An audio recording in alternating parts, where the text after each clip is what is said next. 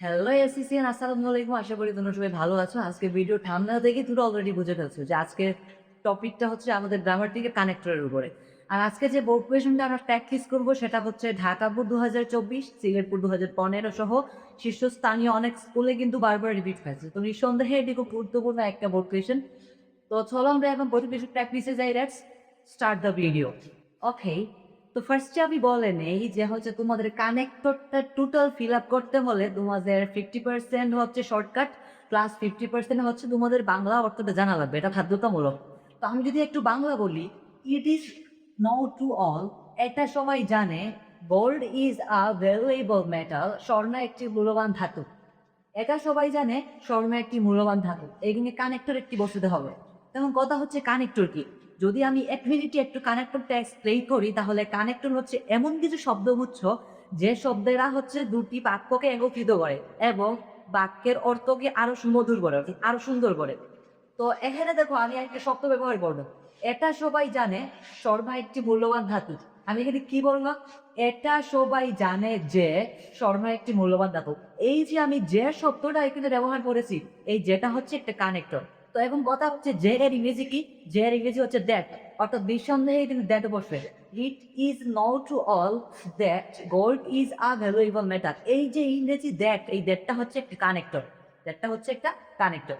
তো আপনাদের এক নম্বর আনসার হচ্ছে কানেক্ট, এই যে দ্যাট, THAT, দ্যাট। আমাদের এক নম্বর আনসার হচ্ছে দ্যাট। এখন এনার শর্টকাটে একটু আসি। শর্টকাটটা কি ভাইয়া? এই যে অলের পরে ম্যাক্সিমাম ক্ষেত্রে অর্থাৎ 80% ক্ষেত্রে তোমাদের অলের পরে দ্যাট হয়। অলের পরে কি হয়? দ্যাট হয়। তো এইখানে দেখো তোমাদের সর্বশেষ যে ব্যাংকটা আজকে এটা সামনে কিন্তু অল আসা, তার মানে এই সঙ্গে এখানে অলের পরে দ্যাট দিবা। আমি আবারও বলি যে আমাদের কানেক্টরের ক্ষেত্রে শর্টকাট হচ্ছে অলের পরে ম্যাক্সিমাম ক্ষেত্রে দ্যাট হয়। তোমরা মুখস্থ করে নিবা, আজকের পর থেকে অলের পরে দ্যাট হবে। একটা শেষ। There are many metals cheaper than gold, though they look like it. Cheaper অর্থ হচ্ছে সস্তা, মানে এমন কিছু সস্তা উপাদান আছে যেগুলো দেখতে স্বর্ণের মতো।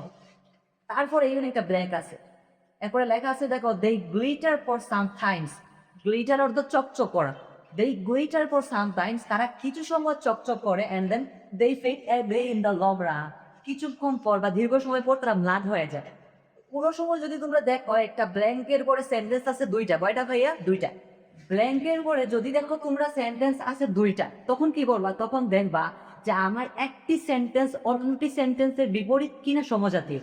তো এখানে যদি আমরা একটা দেখি, they glitter for some time, they fade away in the long run. এখানে সাম টাইম মানে কিছু সময়, আর এখানে হচ্ছে তোমাদের লং রান, দীর্ঘ সময়। একটি অন্যটি কিন্তু বিপরীত।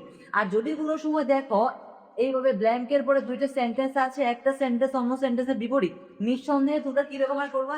নিঃসন্দেহে তোমরা ব্যবহার করবা হচ্ছে বাট। কি ব্যবহার করবা? বাট ব্যবহার করবা। তারপরে তোমরা অল্প দিতে পারো, ALTHOUGH, অল্প। চাইলে তোমরা অল্প দিতে পারো, সেটা তোমরা দও দিতে পারো, THOUGH। এই তিনটার মধ্যে যেমন একটা ব্যবহার করতে পারো। তাহলে এখানে যে সোহার ব্ল্যাঙ্কের পরে দুইটা সেন্টেন্স আছে এবং একটি সেন্টেন্স অন্য সেন্টেন্সের বিপরীত, তাহলে নিঃসন্দেহে আমি এখানে কি ব্যবহার করবো? আমি এখানে হচ্ছে বার্ব ব্যবহার করবো, অথবা অল্প অথবা দ। আমার ইচ্ছা, তো তোমাদের যেটা আছে তোমরা সেটা ব্যবহার করবা। তারপরে একটু যাই, এখানে লেখা আছে, in our society there are also many people. আমাদের সমাজে অনেক মানুষ আছে। আর আউটওয়ার্ডলি, আউটওয়ার্ডলি তো বাহ্যিকভাবে, ভেরি চেতল অর্থ খুব ভদ্র, অ্যান্ড পলিশ তো মার্জিত। তা আমাদের সমাজে অনেক মানুষ আছে বাহ্যিকভাবে খুব ভদ্র এবং মার্জিত। এর মধ্যে কি ব্যবহার করা যায়?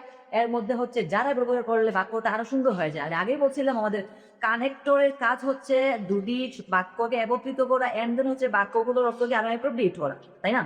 তাহলে এই যদি আমি যারা ব্যবহার করি, যে এখানে যারা ব্যবহার করলে আমাদের সমাজে এমন কিছু মানুষ আছে বা এমন অনেক মানুষ আছে যারা বাহ্যিক দিক থেকে ভদ্র এবং মার্জিত। যারা শব্দটা আগে এখানে যারা ব্যবহার করছি, সেই যারাটা হচ্ছে একটা কানেক্টর, এবং যারা নির্দেশে হচ্ছে ভূ ব্যবহার করতে পারো। বলতে পারো যে ভাইয়া আপনি তো এখানে বলতেছেন হু, 3 নম্বরটা হচ্ছে হু। হু অর্থ তো আমরা জানি কে, অর্থ কে। কিন্তু হু অর্থ যারা, তো কিভাবে কানেক্টরের অনেক সময় হু অর্থ যারা ব্যবহার করা হয়, তাই বাধ্যতামূলক এইখানে পিপলের পরে হু বসবে। যে in our societies there are also many people who are outwardly very gentle and polish. এটা হচ্ছে আমাদের থার্ড কানেক্টর। তারপরে আর 3 নম্বর আসতে হচ্ছে হু। এরপরে আমরা একটু চাই, পরে লেখা আছে এখানে লেটার অন, পরে দেয়ার রিয়েল আইডেন্টিটি ইজ রেভেলেড। রেভেলেড তো প্রকাশ পাওয়া আইডেন্টিটি তো পরিচয়, তাহলে letter on their real identity পরে তাদের আসল পরিচয় প্রকাশ পায়। তার একটা কথা তোমাদের বলি যে একটা মানুষ প্রথমে হচ্ছে একটু ভালো বিহেভিয়ার দেখালো, তারপর হচ্ছে ওর আসল চরিত্রটা দেখালো। এখান থেকে বোঝা গেল যে অন হয়তো বা এই যে নৈতিক মূল্যবোধের অভাব আছে বা শিক্ষার কোনো অভাব আছে, মানে শিক্ষার অভাবের কারণে কিন্তু মানুষ এই কাজগুলো করে, তাই না? তার মানে এই যে এখানে লেখা আছে they do not exercise moral lesson, তারা এই যে নৈতিক শিক্ষা চর্চা করে না। নৈতিক শিক্ষা চর্চা না করার কারণে তারা কিন্তু প্রথমে ভালো একটা এই যে মনে করো ভদ্র বিহেভিয়ার দেখায়, তারপরে হচ্ছে তারা কি দেখায়, এই আসল পরিচয়টা দেখায়। তাহলে কি কারণে, এখানে যদি কারণে ব্যবহার করি বাংলায় তাহলে কিন্তু বাক্যটা আর শুনতে পাওয়া যায়। যদি আমি বলি যে আমাদের সমাজে অনেক মানুষ আছে যারা বাহিরের দিক থেকে খুব ভদ্র এবং মার্জিত, পরে তাদের আসল পরিচয় দেখা যায় কারণ তারা নৈতিক মূল্যবোধ চর্চা করে না। এখানে কারণ বসালে কিন্তু অনেক সূত্র হয়ে যায় বাক্যটা। তো এখানে আমি কারণ বসাবো, কারণে দিয়েছি কি ভাইয়া, বিকজ। কি বিকজ? তো আমাদের জি নাম্বার আনসারটা হবে বিকজ। এই যে মনে করো 4 number answer because, B C A কি মেসি বিকজ, অথবা তোমরা চাইলে এস দিতে পারো, B C A U S because. তোমরা চাইলে এসও দিতে পারো, এস। এখানে চাইলে এস ব্যবহার করতে পারো, এস যুক্ত কারণ বিকজ যুক্ত কারণ। Okay fine.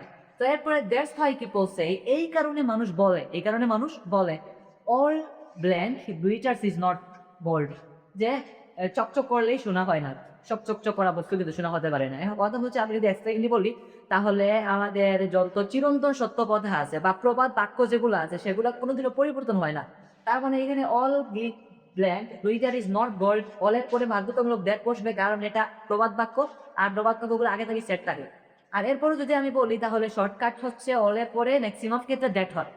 তো এটাই হচ্ছে আজকে আমাদের বোর্ড প্র্যাকটিস। প্রথমটা হচ্ছে আমাদের দ্যাট, দেন পরেরটা হচ্ছে এখানে কি বসিয়েছিলাম, ওয়ার্ড বসিয়েছিলাম, দেন আমি থার্ডে বসিয়েছিলাম হু, অ্যান্ড ফোর্থে বসিয়েছিলাম হচ্ছে বিকজ, অ্যান্ড কি নাম্বারটা হচ্ছে দ্যাট।